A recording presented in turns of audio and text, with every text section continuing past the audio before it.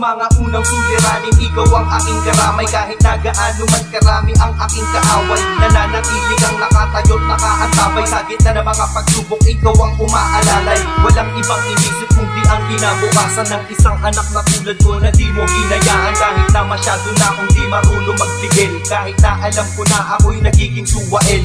18 taon di ako nakapaghintay, ngunit nananatiling bukas ang iyong kamay. Ngunit sa kabila na lahat, ako'y tinanggap mo pa rin. Ang anak ko at asawa ko'y naging anak mo rin. Tinanggap mo ang lahat ng aking pagkakamali, kahit na alam ko na sa puso mo'y may bigati. Di mo ko hinusgahan kahit na medyo pasaway, kaya ang tanging masasabi ko, salamat po inay. Salamat po inay.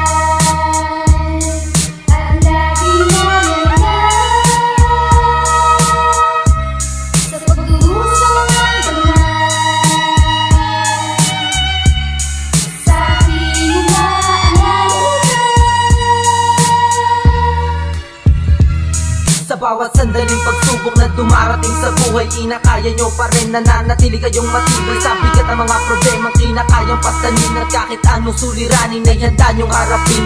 Aking ina, pasasalamat yung lubos sa pag-alalay mo sa akin at kasama mo ang Diyos. Sa pagpapagal at pagkabay na di matatawaran, sana'y pagpasensyahan nyo sa lahat ng kasalanan. Sa lahat ng mga pangarap na iyong hinahangat, gagawin ko ang lahat upang ito ay matupad. Sa mga payo nyong marahil aking nakaligtaan, pipilitin kong itama ang lahat ng kamalian. Papangako magbabago at hindi na susuway, pagpapatawad ko'y lubos para sa'yo aking inay. Inaalay kong tula na sa papel ay inilapat. Mahal ko po kayo ina, marami pong salamat. Salamat po inay.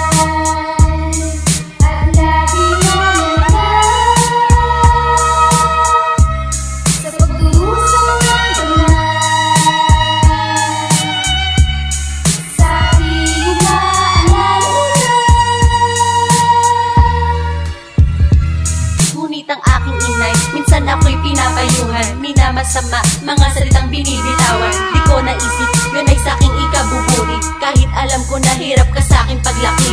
Salamat inay, salamat ng walang hanggan, dahil kahit kailan di mo ako pinabayaan. Na kahit minsan, sagot ko lagi ay sablay. Salamat po inay, dahil ikaw aking gabay. Aaminin ko inay, ako ay nag-ibang landas, pinapasukan ko mga bisyong labag sa batas. Ngunit kahit ganon, aking mga desisyon, di ko tinalikuran ang ating relihiyon.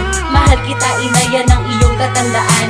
At kahit kailan, hindi kita iiwan. Hindi ko man masabi sa iyo to ng harapan. Salamat po inay, mahal ka ng walang hanggan. Salamat